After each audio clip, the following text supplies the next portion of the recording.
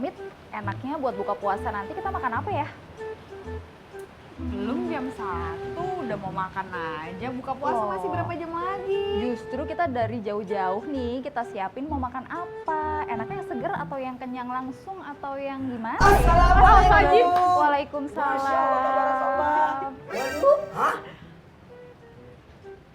Pada nggak puasa ya? Puasa kok Ustadz, puasa. Ngapain?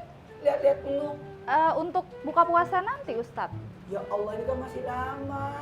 Belum juga jam 1. Emang Hati-hati. nggak boleh kalau kita mau nyiapin dari sekarang Ustadz. Nyiapin sih tidak ada masalah. Yang penting bisa mengendalikan nafsu kita, keinginan kita jangan sampai kebayang-bayang. Karena alhamdulillah betul ada 4 yang dirindukan surga. Talil Quran wa agzil lisan wa mutimil jihan wa shaimi fi sahri Ramadan. Orang-orang yang dirindukan surga itu adalah talil Quran, yang rajin baca Quran. Harusnya kan kita baca Quran, bukan baca menu. Talil Quran wa agzil lisan, jaga mulut jangan sampai juga bisa membahayakan puasa kita, mengundang reaksi kita untuk membatalkan puasa. Dan yang ketiga, nih memberi makan. Memberi makan bagus sih, kita punya rencana, menu kita untuk takjil buka puasa buat berbagi, boleh nggak nih, boleh nggak nih? Jawabannya boleh, yang penting tidak membahayakan. Dan terakhir adalah puasa ini berpuasalah, karena itu dirindukan surga. Aduh ya Allah, ngomong-ngomong memang mau apa? Kalau Ustadz mau apa? Kayaknya ini enak deh, mantep deh Ustadz. Aduh, aku pesan 1 tapi habis maghrib siapin ya. Dah. Aku pergi dulu ya. Aku mau pergi ke studio. Oh, dia foto sih ya. Ustadz kan belum selesai. Ustadz, tunggu.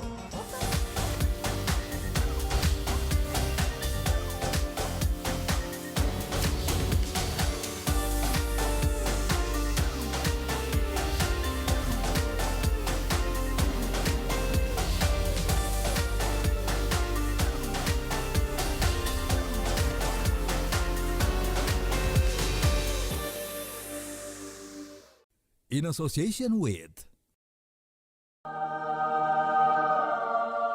Jamaah! Oh, jamaah! Alhamdulillah! Sebentar, ini salah studio atau gimana Pak Ustadz? Ini bukan Jangan-jangan Tiffany yang salah studio. Coba- Ini udah benar studio saya. Coba lihat dulu di belakangnya.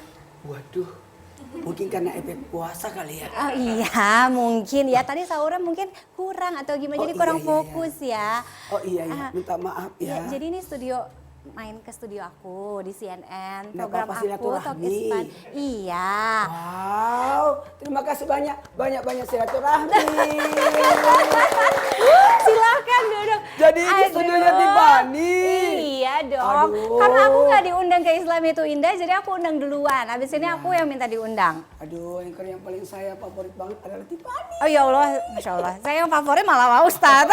Karena berulang kali minta direpotin sama Pak Ustadz. apa-apa Banyak dong. nanya ya. Oke, siap. Pak Ustadz, Assalamualaikum. Waalaikumsalam warahmatullahi wabarakatuh. Oke, jadi di Ramadan kali ini Alhamdulillah kita masih bisa ketemu dengan Ramadan. Ya.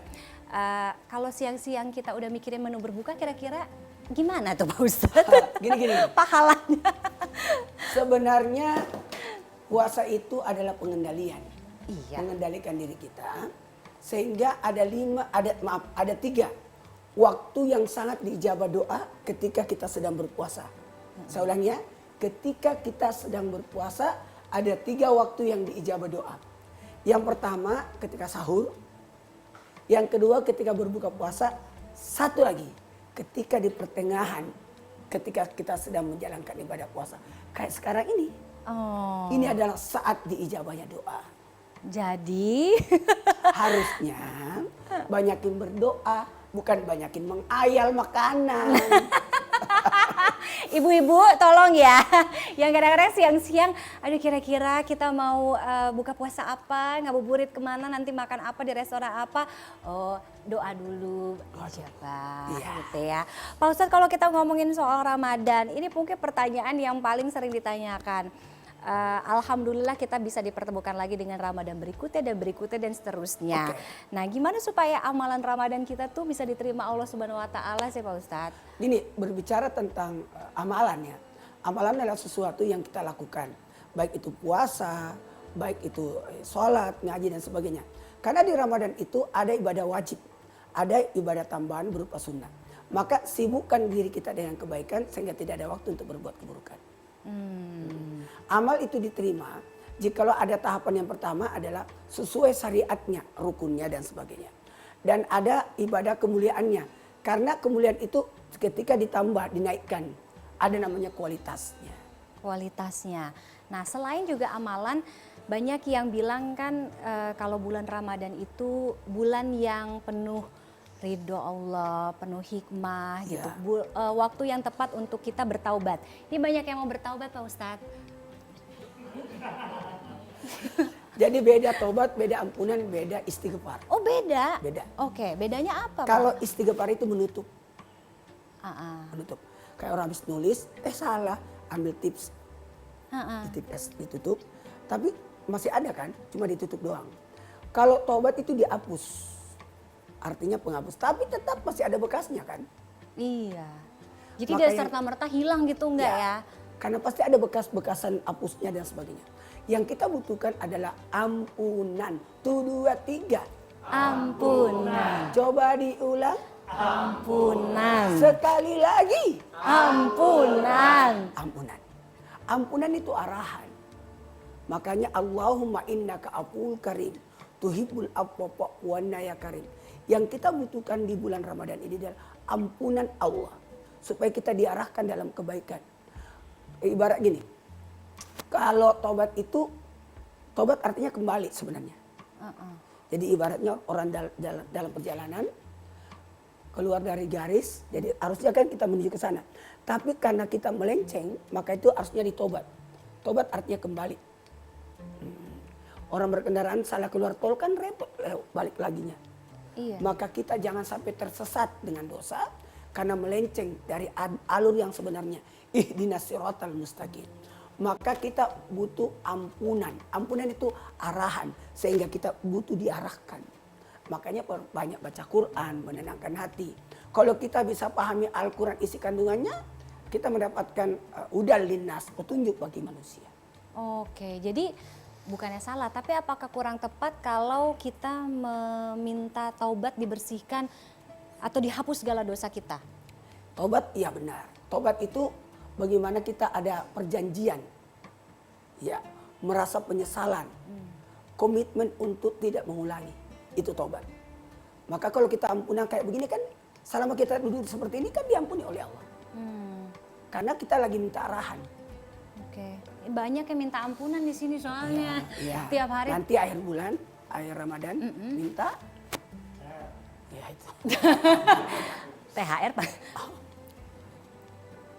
Oke. Minta THR Pak Ustadz. Oh salah ya. Oke. Jadi kalau semua dosa terampuni saat Ramadan tepat atau tidak Pak Ustadz? Sangat tepat. Oh sangat tepat. Sangat tepat. Karena bulan Ramadan itu adalah bulan ampunan. Oke. Di awalnya Ramadan. 1, 2, 3. Ra itu rahmat Allah. Ma itu maghfirah, ampunan.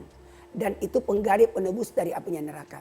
Di 10 awalnya rahmat, di 10 pertengahannya ampunan, dan di 10 akhir adalah penggali penebus dari apinya neraka.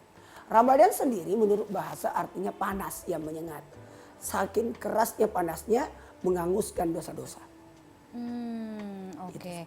Nah, yang paling susah juga kan ketika Ramadan itu adalah menahan emosi. Oke. Iya, karena kan kita berkegiatan, beraktivitas. Ini kan emosi kan gak cuma menahan hawa nafsu makan, minum saja ya Pak Ustadz. Amarah misalkan juga.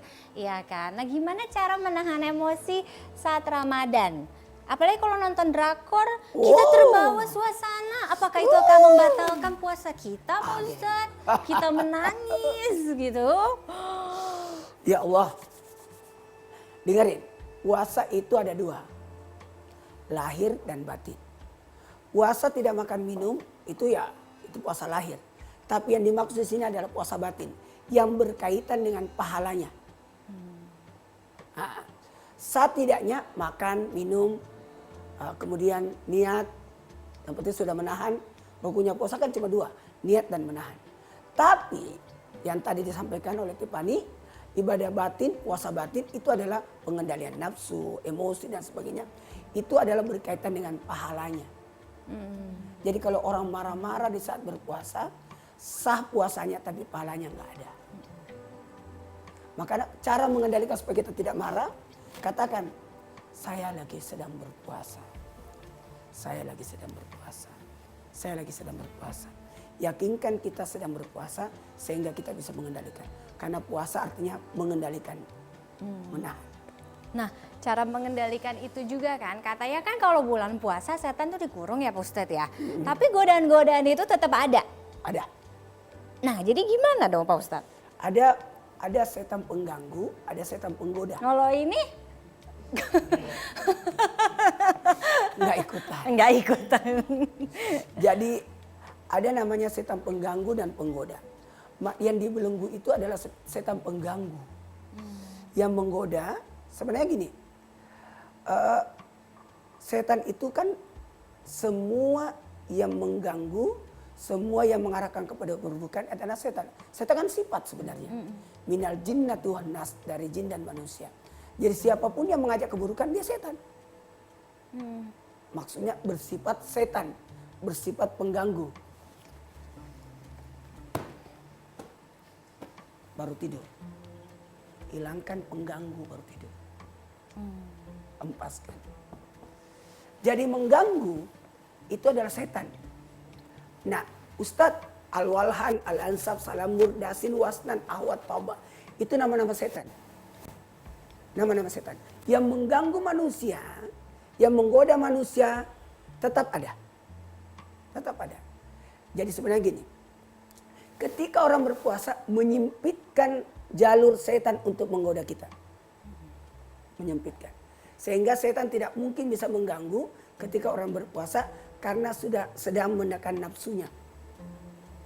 Nah, yang bahaya kalau hanya sekedar puasa lahir saja tapi tidak batin. Tidak batinnya ya. Oke. Saya kenal Pak Ustadz berapa lama ya Pak Ustadz ya? 15 Dari jauh, tahun lah. Islam itu indah dari awal 15 tahun ya. Ini di luar topik Ramadan, tapi kita tuh kalau ngeliat Pak Ustadz tuh kayak nggak pernah capek gitu. Mana ya? Kayak baterainya tuh on terus gitu loh Pak Ustadz. Gimana sih Pak Ustadz? Supaya wisdom kita tuh. Ibadah yang tertinggi adalah baik sangka. Bukan salat, bukan puasa, tapi baik sangka. Mengedepankan baik sangka. Dan dosa yang tertinggi adalah putus asa. Jadi jangan pernah putus asa dari rahmat Allah. Ayo semangat. Makanya kalau kita berbaik sangka, semua akan baik semua. Yakin. Contoh, kita kerja, kita bertemu orang, kapan lagi kita ketemu orang itu? Ya, kerja itu jangan mengeluh. Kenapa? Kapan lagi kita bisa bekerja? Aku langsung tutupin. Betapa banyak orang yang lagi cari kerjaan. Kita sementara bekerja, makanya kita semangat. Tuh dengerin. Iya. Abis kan kadang-kadang ya itu kita nggak bisa menahan ini ya. Tapi Pak Ustadz pada capek gak sih? Capek sih capek, pasti capek. Tapi? Tapi kan kita gunakan waktu sebaik-baiknya. Ada masa istirahat. Saya di mobil tidur, kalau di jalan tidur. Di mana-mana mencari waktu momen yang bisa istirahat. Tapi di depan orang kan ya belajar dari James Bond. Wow, gimana tuh? Pernah lihat ngeluh nggak dia? Saya sih kurang kenal ya. Kan. Itu kalau kita nonton kan film detektif itu, wah tidak kelihatan capek. Tidak. Ternyata ketika berbicara sama dokter Profesor Kui ya, ya Kui itu katanya jangan pernah memperlihatkan kelemahanmu, kelelahan. Itu bagus. Maksudnya suka nonton James Bond? Suka juga. Oh suka juga. Kalau drakor suka juga? Susah, mukanya mirip semua. Aku nggak bisa membedakan. Mau ngapalin namanya juga susah sih. Pak Ustadz berapa jam sih sehari tidur? Tidur 4 jam, 6 jam paling banyak. 4 jam, 6 jam paling banyak. Setelah itu syuting, aktivitas, Karena kan pengajian. waktu itu 24 jam dibagi 3. 8 jam, 8 jam, 8 jam. 8 jam buat kerja, 8 jam buat istirahat, 8 jam buat sesama. Ibadah. Ibadah. Oke. Kita ibadah 8 jam, kerja 8 jam, istirahat 8 jam. Oke. Kita memanfaatkan waktu dengan sebaik-baiknya karena tidak hanya saya dan teman-teman di sini yang pengen nanya dengan Pak Ustadz. Oh. Karena kita juga buka kesempatan untuk dari media sosial yang mau bertanya Wow, dengan Pak ada? Ustadz. Ada, tapi kita akan jeda terlebih dahulu. Waduh. Tetaplah di Islam itu salah ya. Salah. Tetaplah di Talk is Fun. Apa hukum merokok saat puasa, Pak Ustadz? Merokok itu batal. Apa kaitannya nih? Karena memasukkan. Yang membatalkan puasa adalah memasukkan sesuatu pada lubang. Kita punya lubang 9. 1, 2, 3, 4, 5, 6, 7. Yang 2 cari di toilet.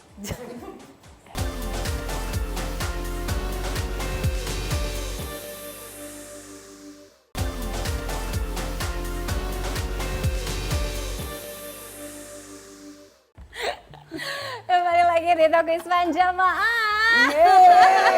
Alhamdulillah. Senuding MZ. Roma Irama. Putri Indonesia. Nenek sedikit penjual jamu. Di atas AAG. Niji. Naruto. Film India. Pak Ustadz.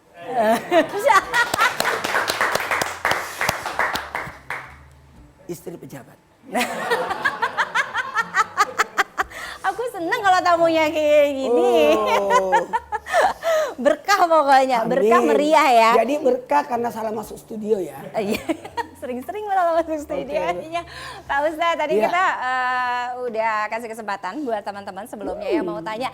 Kita langsung aja tanya Ustadz Maulana. Oke, yang pertama ini pertanyaannya dari Abian Cahyoko. Pak Ustadz mau tanya, kalau marah pas puasa itu membatalkan puasa atau hanya mengurangi pahala puasanya? Jawabannya mengurangi pahala puasa. Karena pahala puasa itu akan terkikis disebabkan karena tidak bisanya mengendalikan emosi. Makanya ketika kita marah, diam. Makanya tidurnya orang berpuasa itu pahala. Kenapa tidurnya orang berpuasa itu pahala? Karena menghindarkan sesuatu yang bisa membahayakan puasanya. Oke. Itu diantaranya marah dan sebagainya. Jadi la taqdab walakal jannah. Jangan marah bagimu surga. Makanya ada akhlak ketika kita berpuasa. Bagaimana kita bisa mengendalikan diri, mengendalikan emosi. Dan mohon maaf bisa tidak membahayakan orang juga. Karena mohon maaf kadangkala efek setelah marah itu yang membahayakan. Kita marah menghina orang, kita marah memukul orang, kita marah putus silaturahmi. Itu yang bahaya. Marah kan ada beberapa tingkat. Ada marah yang dikendalikan, ada marah yang tidak bisa dikendalikan. Ada marah yang cepat, ada marah yang lama. Jatuhnya dendam. Itu bahaya. Makanya ketika kita marah, kata Nabi, rubah posisi. Menuju ke tanah. Jadi kalau berdiri, duduk.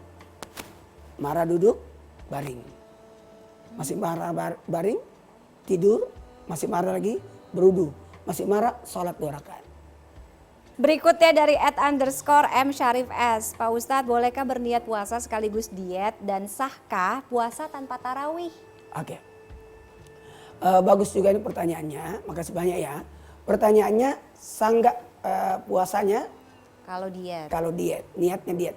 Innamal a'malu binniat. Segala sesuatu tergantung dari niatnya.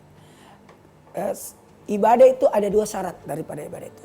Satu syaratnya adalah harus karena Allah. Nawaitu somogadin anadai parujasa ramadana asisanati lillahi ta'ala. Jadi harus niatnya karena Allah. Yang kedua, sesuai tuntunan Rasul. Kita tidak boleh mengada-ngadakan ibadah. Karena ibadah itu sudah ada tuntunannya. Kecuali kalau syiar. Syiar itu boleh dengan cara apapun boleh, silakan. Bervariasi metodenya silakan. Tapi syariat tidak boleh dirubah. Kalau syiar silakan. Itu jadi apakah orang yang dalam hal ini berpuasa Tapi dalam artian niatnya supaya bisa diet itu adalah bonus. Bonus. Nah kalau sah nggak puasa nggak pakai tarawih? Jawabannya sah. Karena rukun puasa cuma 2, niat dan menahan. Cuma merugi orang yang tidak bertarawih. Karena tarawih itu hanya ada di bulan Ramadan dan ibadah tambahan di waktu malam. Tarawih artinya santai, melaksanakan di waktu santai. Jumlahnya minimal 2, maksimalnya tidak ada maksimal. Terserah mau sebanyak-banyaknya. Karena tarawih itu adalah tambahan. Siapa yang tarawih malam pertama Ramadan dia punya dosa, malam kedua Ramadan dia punya dosa orang tua, malam ketiga Ramadan dia punya dosa 2 tahun. 1 tahun yang lalu, 1 tahun yang akan datang, 4 Ramadan diberikan pahala hatam Quran, 5 Ramadan diberikan pahala seperti orang saleh di Masjidil Haram, 6 Ramadan pahala Taud, 7 Ramadan pada Nabi Musa, 8 Ramadan pada Nabi Ibrahim, 9 Ramadan pada Nabi Muhammad, dan 10 Ramadan kebaikan dunia akhirat. 11 Ramadan usbul hatimah, 12 Ramadan ujiannya laksana belum purnama, 13 Ramadan terindah dari rezeki menakutkan, 14 Ramadan disaksikan para malaikat, 15 Ramadan didoakan malaikat keras, 16 Ramadan dicatat sebagai penghuni surga, 17 Ramadan pahala para nabi, 18 Ramadan digolongkan orang saleh, 19 Ramadan digolongkan orang mati syahid, 20 Ramadan dimasukkan dalam surga Firdaus, 21 Ramadan dibangun 1 Ramadan di surga, 22 Ramadan 1 istana, 23 Ramadan 1 kota, 24 Ramadan 24 doa kita dijabah, 25 Ramadan terhindar siksa kubur, 26 Ramadan pahala seperti orang beribadah 40 tahun, 27 Ramadan dibudahkan berjalan di tiang sirat mustaqim, 28 Ramadan diangkat derajatnya sampai 1000 derajat, malam 29 Ramadan pahala haji untukmu, dan 30 Ramadan dipersilakan masuk surga di pintu mana suka dan diberikan titel sebagai hamba Allah. Masya Allah. Kering. Itu tiap malam. Tiap malam. Beda-beda pahalanya. Maka orang yang tidak bertarawih sebenarnya dia merugikan dirinya sendiri. Karena seluruh amal ibadah di bulan Ramadan itu dilipat gandakan sampai 70. Sampai 70. Maaf ya, 70. Berarti kalau kita salat sunnah 2 rakaat bagikan salat sunnah 140 rakaat. Iya. Salat subuhnya orang di bulan Ramadan bagikan salat subuh 70 kali. Hatam Quran di 1 kali di bulan Ramadan bagikan menghatamkan Quran 70 kali. Itu. Jadi rugi di diri sendiri kalau tidak Tarawih. melaksanakan ibadah itu ya. Tahu nggak? Ramadan itu kan coba kalau awal Ramadan. Marhaban, Ya Ramadan. ulangi. Marhaban ya Ramadan. Artinya selamat datang wahai Ramadan. Jadi Ramadan itu disambut, bukan diginiin. Itu ahlan wa sahlan. Pernah lihat di depan toko-toko ada yang balon itu? Iya. Itu ahlan wa sahlan. Tapi marhaban itu menyambut. Selamat datang Ramadan. Marhaban. Selamat datang. Sambut. Allahumma barik lana fi Rajab wa Sya'ban wa balikna Ramadan. Menyambut, sambut. Kenapa disambut? Karena Ramadan adalah tamu. 2, 3. Tamu. Coba diulang. Tamu. Sekali lagi. Tamu. Jadi Ramadan itu adalah tamu. Kira-kira tamu ini mau nginap sebulan kan? Di mana nginapnya? Di sini. Kalau dia tidak dilayani, tidak ditemani ngobrol, tamunya pulang. Kita harus akrab dengan tamu sehingga tamu itu betah tinggal selama sebulan. Sehingga ada orang baru 3 Ramadan sudah menghilang di masjid. Banyak terjadi. Kenapa? Karena Ramadannya udah pergi tanpa dia sadari. Ramadannya tidak betah sama dia. Jadi sebaiknya kita memuliakan tamu kita yang namanya Ramadan itu. Kebayang nggak? Dia datang dengan membawa rahmat. Dia datang dengan membawa berkah. Dia datang dengan membawa ampunan. Ramadan datang dengan berbagai kemuliaan-kemuliaannya. Terus kenapa kita membiarkan dia datang lalu kita anggurin? Oke. Lanjut ya Pak Ustadz. Oke. Masih banyak nih, ada 130 kalau nggak salah. Bisa.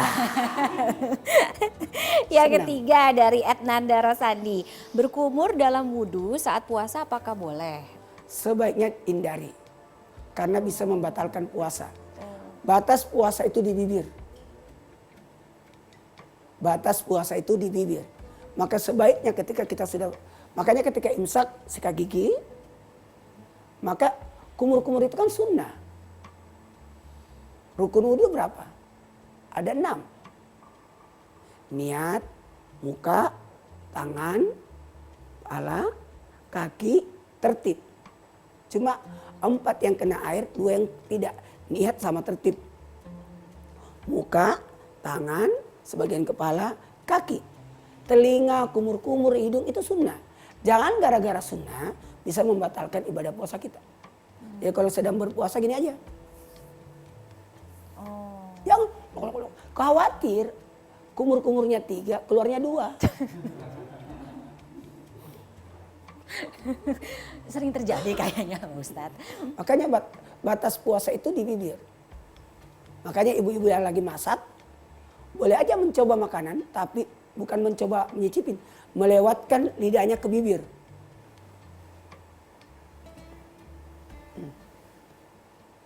Oh boleh ya? Jadi hanya merasakan rasanya doang. Jadi Nggak satu daging semua dicobain gitu ya? melewati bibir, lidahnya melewati bibir. Coba rasanya udah itu dihapus, baru dimasukkan kembali lidahnya. Jadi cuma lidahnya doang yang dikeluarin. Oke, berikut ya dari Triana Metayani, Pak Ustadz, kalau utang puasa belum tuntas atau lunas tapi udah ketemu Ramadan berikutnya, gimana cara bayar dan hukumnya kayak apa ya? Gini, bagi orang yang tidak sempat berpuasa karena ada halangan dan sebagainya, sehingga masih ada utang puasa, maka hukumnya adalah membayar sesuai jumlah yang tidak dibayar. Bagaimana kalau sudah ketemu Ramadan tetap sama jumlahnya? Tetap sama juga. Tetap sama. Cuma ada sebagian ulama berpendapat mengharap supaya dihukum dengan dilipat kalikan 2 kali lipat. Kalau menurut saya enggak, sama aja. Sama aja. Yang itu aja belum bisa beres, bagaimana mau ditambah? Iya, nambah lagi, nambah lagi. Nambah lagi nggak bisa. Jadi sebaiknya misalkan dia cuma utang 5 puasa, kemudian datang Ramadan lagi berikutnya, datang lagi Ramadan berikutnya, ternyata dari waktu SMP dia punya utang puasa 5 atau SMA, maka dia cuma membayar 5 puasa itu aja. Nggak usah dikali berapa tahun. Yang ini aja 5 susah, bagaimana mau ditambah lagi dilipat gandakan. Oke.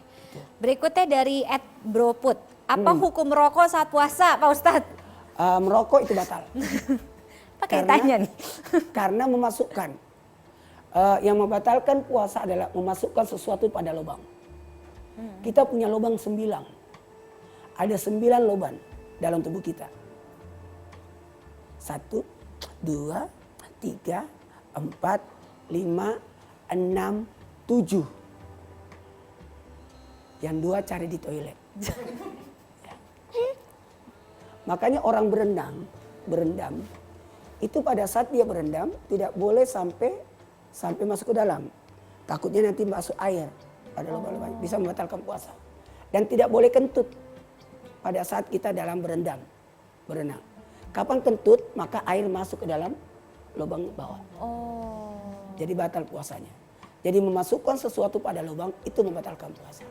Sementara rokok masukkan. Berarti kalau korek kuping Itu makruh. Dan bisa membatalkan karena memasukkan sesuatu.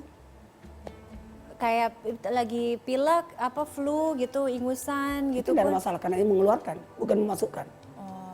Yang membatalkan itu memasukkan. Jadi orang flu itu kan dikeluarkan. Oke. Jadi hati-hati. Memang ini puasa ini ibadah yang paling susah.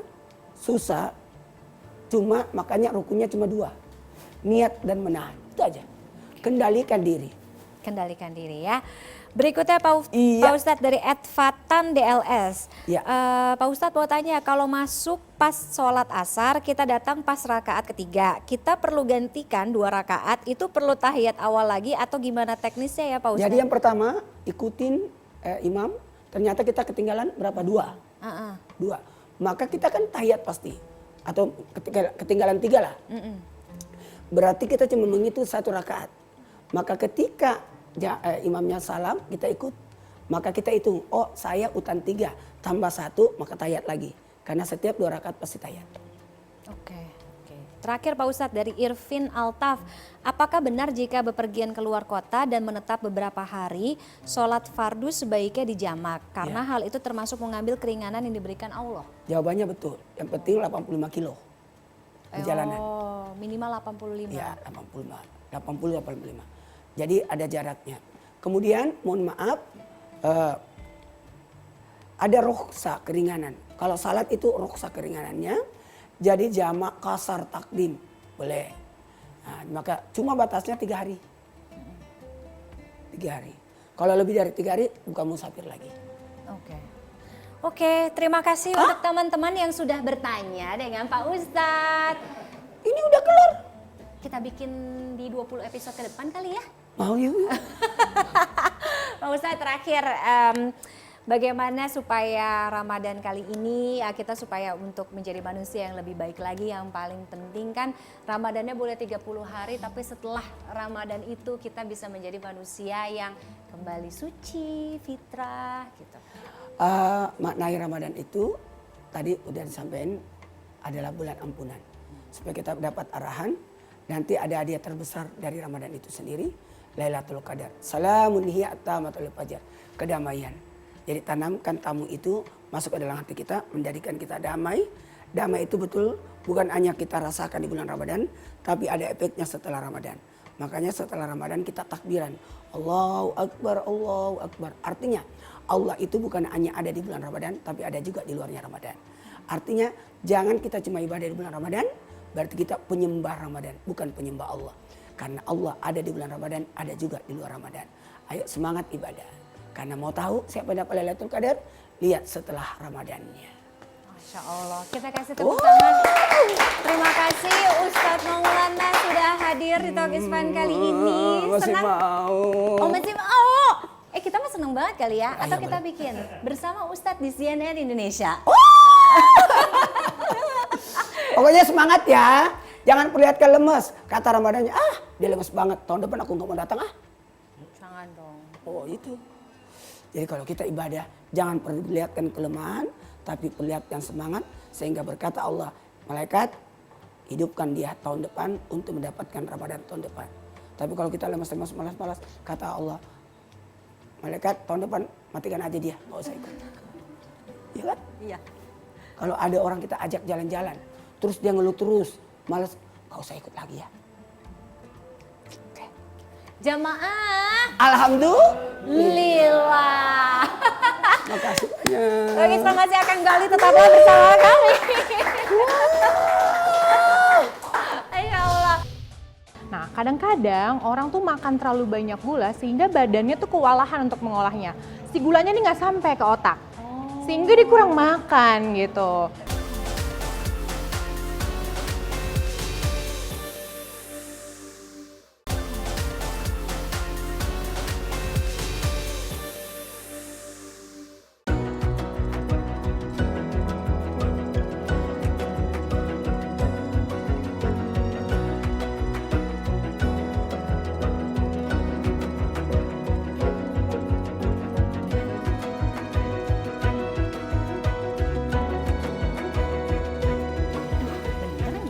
Hari ini janjiannya sama Dokter Puspa sama Dokter Feby.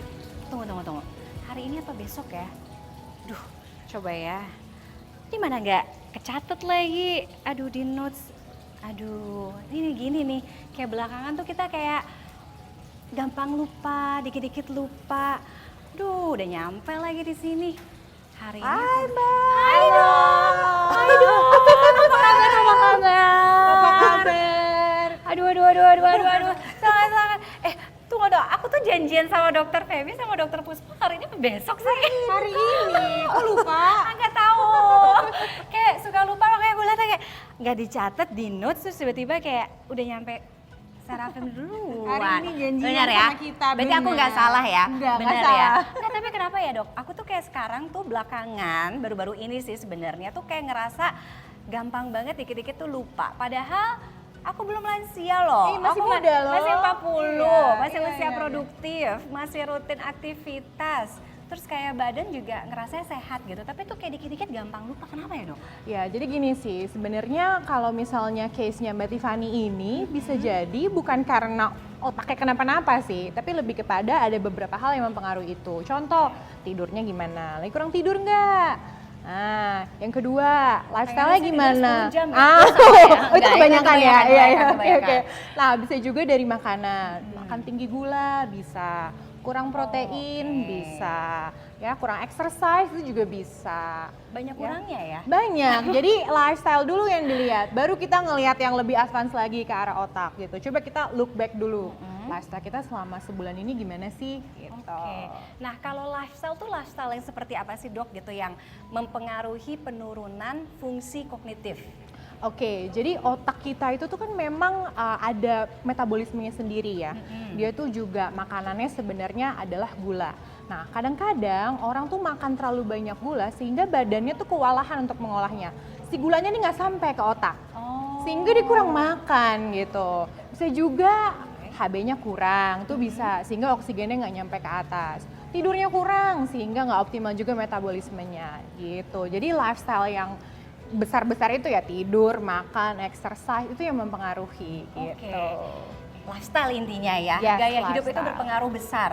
Besar. Nah, kalau pemeriksaan apa sih yang paling basic itu, Dok, untuk orang-orang yang punya gejala penurunan fungsi kognitif gitu? Oke. Mungkin pertama kita cek dulu, kita harus tanya dulu nih, lupanya kayak gimana sih Mbak? Lupa normal apa lupa yang udah mulai gangguan aktivitas gitu loh. Kalau lupa normal tuh biasanya ya kalau kita ingetin lagi itu loh sebenarnya tuh kita janjian hari ini, oh iya berarti kan kamu inget lagi nih. Nah itu masih lupa normal, cuman kalau misalnya udah nggak normal, itu kayak masa sih aku janjiannya hari ini enggak deh kayaknya gitu, itu kita sudah curiga. Nah kalau demensia yang kita udah mulai worried itu demensia namanya, kita harus tesnya pakai diagnostic tools, tanya-tanya aja. Tanya-tanya pakai kuesioner, namanya mini mental state examination, ada MOCA, itu ada modul khususnya. Tapi kita cek lagi nanti apakah Mbak perlu MRI, lab, segala macam gitu untuk pemeriksaannya menyingkirkan. menyeluruh ya. Menyeluruh. Nah, karena tadi kan Dokter Puspa sudah menyinggung soal demensia. Nah, kita tuh pahamnya, masyarakat awam tuh pahamnya demensia itu biasanya adalah penyakit untuk orang-orang yang lanjut usia.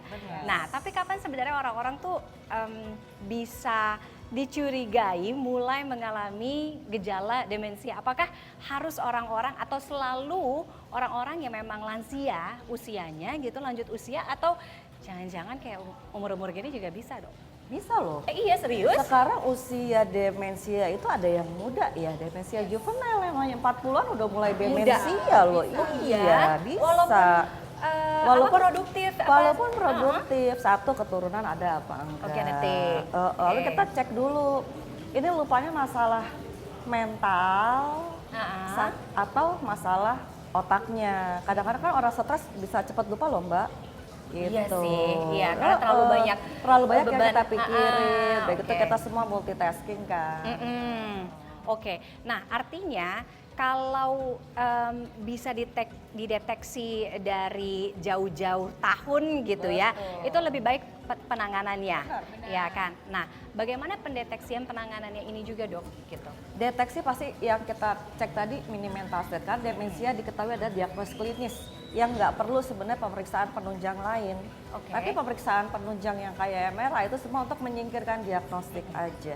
Jadi kalau Mbak curiga, aduh aku ini kena apa, mild cognitive impairment atau demensia atau stres biasa, itu bisa langsung cek mini mental state-nya. Tapi kalau demensia itu dibiarkan berlarut-larut tanpa penanganan yang tepat, itu bahaya nggak, Dok? Untuk keselamatan si penderitanya dan juga mungkin orang-orang di sekitarnya? Benar. Jadi ini bukan perkara lupa aja? Bukan, jadi dia sudah mengganggu aktivitas hari-hari Mbak kalau demensia. Dan biasanya kan orang denial, dia pikir oh ya udahlah lupa biasa. Gitu kan. Tiba-tiba progresnya cepet banget. Oh iya kan, tiba-tiba dia udah lupa tadi pagi makan apa. Tapi bukan lost memory, bukan kan? Termasuk lost memory ya dok. Jangka pendek lah. Itu kita udah mulai hati-hati, tadi pagi makan apa ya gitu. Udah belum makan, Toto udah makan. Dan bisa berlarut-larut ya? Itu makin lama makin parah sih. Mudah-mudahan sih, insya Allah sih sehat-sehat aja ya. Amin. Nggak ada gejala demensia, tapi emang janjiannya hari ini sama Dokter Puspa sama Dokter Feby mau terapi, TPS namanya. Kita mungkin boleh setelah ini langsung aja ya. Kita ke tempat sananya Kita sambil ke ruangannya ya. Iya, kita ngobrol-ngobrol lagi. Sebelah mana, Dok? Oke, kita ke sebelah sana. Sebelah sana ya.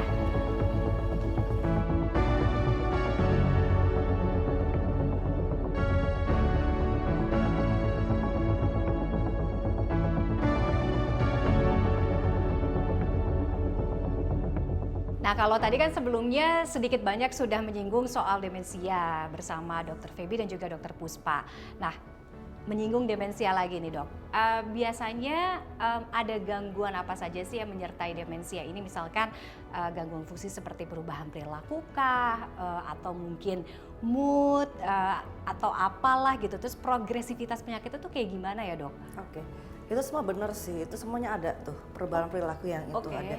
Jadi kayak lebih ke paranoid mbak. Oh ya? Iya, jadi curiga terus, nggak kayak orang sifat dia yang dulu deh ya. Habis itu Kayak anxious gitu. anxious gitu, tapi berlebihan ya mbak ya. Gitu. Oke. Jadi kayak dia curiganya caregivernya ngambil sesuatu gitu, padahal enggak gitu. Makanya dibilang bahwa demensia itu sebenarnya mengganggu aktivitas hari-hari, udah nggak bisa sendiri, activity daily livingnya terganggu. Oke, jadi demensia itu bukan perkara soal lupa saja, Benar. tapi udah merembet itu ya? Betul. Kemana-mana ya? Kemana-mana. Oke, Dokter Feby, ya kita kan selalu gini, kalau ke rumah sakit itu udah keburu sakit. Ya. Tapi kan pengennya sebenarnya dan nggak harus selalu seperti itu, karena preventif pencegahan itu yang mau kita jaga sebenarnya. Nah untuk demensia ini, kalau aku baca-baca di Serafim kan salah satunya bisa melalui TPS, seperti yang ada di ruangan ini. Nanti juga aku mau coba setelah Mas pasien yang satu ini ya. Ya, jadi kita tuh punya teknologi terbaru Mbak Tiffany. Ini ada transcranial pulse stimulation. Oke. Jadi memang untuk di kepala dan sesuai dengan namanya stimulasi yang berbasis shockwave gitu. Jadi harapannya dengan kita lakukan stimulasi dengan shockwave ini, jaringan otak itu tuh kayak kebangun lagi lah. Jadi dia meningkatkan neuroplasticity otak sehingga ada koneksi-koneksi baru di otak pasien yang melakukannya. Gitu. Nah, Mbak Tiffany ini kan masih muda, produktif gitu ya. Jadi sebelum itu sampai menjadi yang demensia parah, sebelum dia udah permanen, ya kita bangunin aja otaknya gitu, supaya dia bisa bikin koneksi-koneksi baru sehingga optimal gitu untuk metabolisme di otaknya. Oke, cara kerja shockwave itu gimana? Mana ada efek kejutnya gitu dok? Ya, Oke. jadi kejut sih enggak ya, tapi ada rasa lah sedikit. Ini termasuk terapi untuk yang apa menstimulat gitu kali ya, tapi nggak berasa yang sakit atau Oke. gimana itu enggak. Jadi ini memang termasuk terapi yang non invasif sih. Oke. Gitu. Jadi harusnya tidak nyeri, tidak sakit ya, mungkin agak nggak nyaman sedikit karena ada gelnya gitu ya. Dibutuhkan gel untuk sebagai perantara ke jaringan otaknya Oke. gitu. Mungkin bisa sedikit diliatin gitu dok. Coba ya, kita coba ya. Gak apa-apa ya mas ya. Izin ya pakai gelnya, boleh. Oke. Gelnya di sini. Kita harus pakai gel karena si gel ini tuh sebagai perantara dari shockwave itu ke jaringan otaknya gitu. Nah, nanti kita tembaknya itu di area yang memang kita peruntukkan untuk mau kita treat gitu. Oke. Oke, Mas, sorry ya, saya taruh gelnya, sorry banget, agak diratain sedikit. Jadi ini sebenarnya bukan untuk pendeteksian ya, Yes, bukan. tapi lebih ke terapi. Oh ada suaranya. Nah, memang kadang-kadang ada beberapa pasien yang kurang nyaman dengan suaranya, tapi nanti kita sediakan earplug. Ini di satu titik saja atau di Nggak, seluruh? bergerak. Oh bergerak. Bergerak, Berapa gitu. durasi ya dok? Berapa lama? Durasi mungkin sekitar 30 ya, 30 menit. Kalau pasiennya kooperatif sih harusnya cepat, less than 30 menit beres. Tapi kalau ada beberapa pasien yang kurang suka duduk lama gitu, kita harus adjust dulu gitu. Dan ini harus continuity gitu. Ya, ada protokolnya. Jadi kalau protokol awalnya tuh ada sekian session dalam sekian waktu, lalu nanti ada boosternya gitu. Oke, saya balik lagi mungkin ke Dokter Puspa ya dok. Kalau kita ngomongin soal penanganan komprehensif dari penderita demensia, nah pendekatan pengobatan dan perawatan pasien demensia itu bagaimana dok? Apakah treatmentnya hanya sebatas medis juga kah? Atau sebenarnya ada yang lain? Karena kan kalau mungkin kita baca di artikel-artikel, ini juga melibatkan kayak caregiver dan lain sebagainya kan dok? Betul. Jadi kalau treatment demensia itu harus tim dan menyeluruh. Jadi bukan hanya si pasiennya aja tentunya diberikan obat-obatan. Ada tim fisioterapi, ada tambahan-tambahan terapi seperti ini yang kita harapkan membantu. Oke. Lalu caregivernya juga harus kita jaga mentalnya Mbak, karena si orang demensia kan udah lupa ya dia Dan ngapain itu harus aja. assist pasien demensia terus kan dok ya? Iya, dan kadang-kadang itu tidurnya kan terganggu. Jadi siang jadi malam, malam jadi siang. Karena dia sudah tidak paham ini tuh harus tidur atau dia bangun. Kadang-kadang malam-malam minta jalan, dia merasa itu siang. Jadi caregivernya juga harus di treat, makanya kita perlu tim. Nggak mungkin sendiri. Timnya ada fisioterapi, ada dokter kesehatan jiwa, ada tim adjunktif seperti Serafim ini. Habis itu tentunya kan kalau demensia kita udah mulai usia ya. Iya. Jadi kita juga tidak boleh terlalu banyak kasih obat ya. Kita perlu penyakit dalam untuk menjaga fungsi-fungsi lain. Oke, jadi mulai dari terapi, rehabilitasi, kemudian apa bisa kita bilang juga monitoring jangka panjangnya itu ya dok ya. Oke, nah bagaimana kemudian layanan dari Serafim ini juga bisa melengkapi Betsaida Hospital, Dr. Feby? Oke, jadi seperti tadi Dr. Puspa sudah bilang ya, memang untuk melayani satu penyakit seperti demensia ini tuh tidak mudah, butuh the whole team dari Betsaida dan Serafim.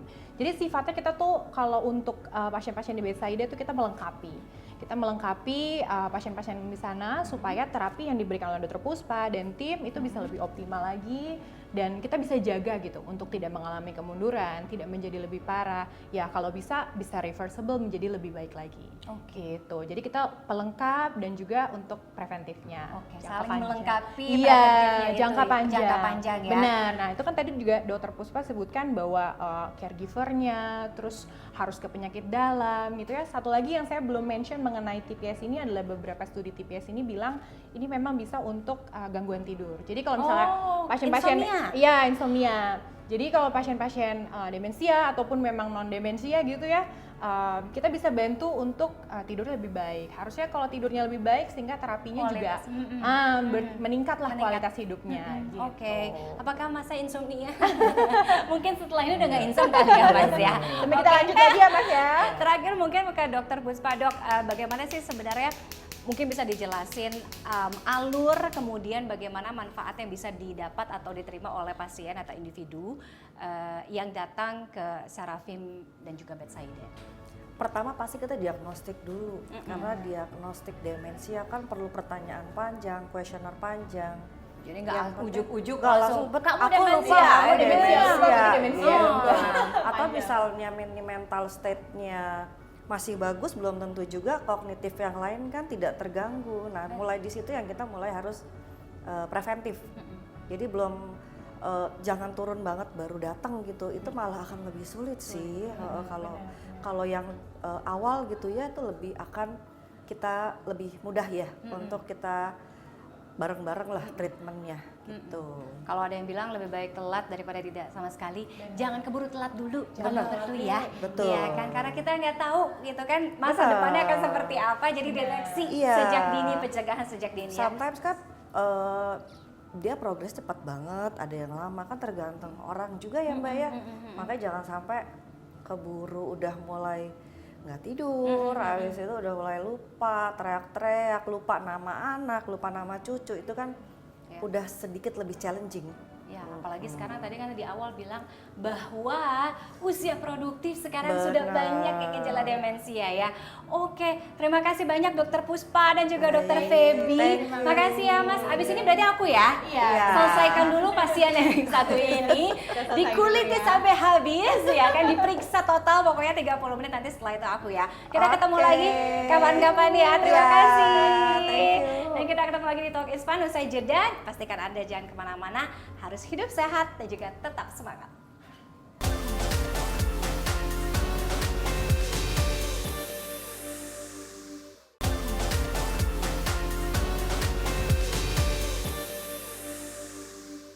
Kembali lagi di Talk is Fun dan kini saatnya kita simak berita terpopuler cnnindonesia.com dalam Hot Picks, Hot Topics. Nah, memaknai Ramadan dengan hati yang tenang, jiwa yang tenang, jangan lupa referensi ya dari cnnindonesia.com. Yang pertama tetap nih dari dunia hiburan, ada Korea Selatan yang akan mensahkan undang-undang untuk memerangi calo. saking banyaknya mungkin ya, calo-calo berseliweran ya, calo tiket konser.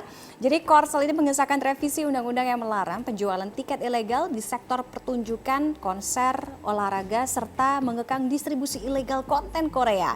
Nah, di revisi undang-undang ini, jadi sanksi calo meliputi denda administratif bahkan hingga 50 kali lipat dari jumlah penjualan tiket, penyitaan atau pemulihan keuntungan ilegal. Hukuman pidana juga sudah diperkuat dari hingga 5 tahun penjara menjadi 7 tahun. Sementara itu dendanya dinaikkan dari 50 juta won menjadi 100 juta won. Jadi hati-hati nih ya calo-calo. Oke, bergeser berikutnya dari dunia teknologi, ada Google yang merilis fitur anti maling baru buat HP Android. Jadi Google meluncurkan fitur anti maling terbaru untuk HP Android. Sejumlah pembaruan fitur keamanan ini akan tersedia untuk perangkat dengan sistem operasi Android 16 ke atas, yaitu meliputi ada Control Field Authentication Lock, yakni fitur yang secara otomatis mengunci layar perangkat setelah upaya autentikasi gagal berlebihan. Nah, perluasan identity check yang menggunakan verifikasi biometrik, waktu logout lebih panjang, serta fitur pemulihan. Lalu berikutnya dari dunia travel, ada sesak 500 warga hidup di Pulau Migingo, seluas setengah lapangan bola. Bayangin, seluas setengah lapangan bola ya, ada 500 orang. Jadi sebuah pulau di wilayah Afrika dinobatkan sebagai salah satu tempat dengan kepadatan penduduk tertinggi di dunia, lantaran luasnya hanya sekitar 2.000 meter persegi, tapi menampung lebih dari 500 jiwa. Nah, pulau ini adalah Migingo, yaitu pulau karang kecil di tengah Danau Victoria yang berukuran nggak sampai setengah lapangan sepak bola bahkan. Nah, pulau ini terletak di perbatasan Kenya dan Uganda. Meski ukurannya sangat kecil, Migingo menjadi pemicu ketegangan politik yang panjang karena Kenya dan Uganda sama-sama mengklaim bahwa pulau ini sebagai wilayah kedaulatan mereka. Selanjutnya untuk Anda mungkin yang sama nih kayak saya punya masalah kesehatan GERD ya, ini juga patut waspada karena GERD ini bisa menyerang banyak organ. Nah, penyakit GERD bukan sekedar gangguan asam lambung biasa, tapi bisa menimbulkan berbagai komplikasi akut.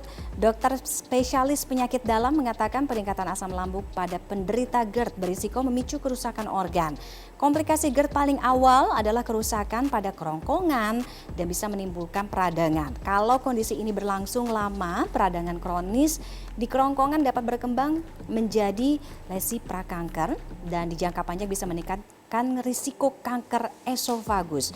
Komplikasi GERD akut juga bisa menyerang organ lain loh, misalnya telinga terasa berdenging, kemudian suaranya serak, bahkan sampai ke paru-paru. GERD ini juga bisa memicu pendarahan saluran cerna. Meski begitu, GERD tidak secara langsung meningkatkan risiko kematian. Oke, itu tadi Talk Ispan untuk episode kali ini. Mudah-mudahan bisa menemani hari-hari Anda berpuasa, Ramadan Anda bisa nyaman, aman, dan juga tenang. Dan kita masih akan ketemu lagi minggu depan di Talk Ispan bersama saya Tiffany Raitama. Sampai jumpa. Insya Allah. Kita boleh foto dulu nggak sih, Pak Ustaz? Cepet ya. Asik. Gue ingin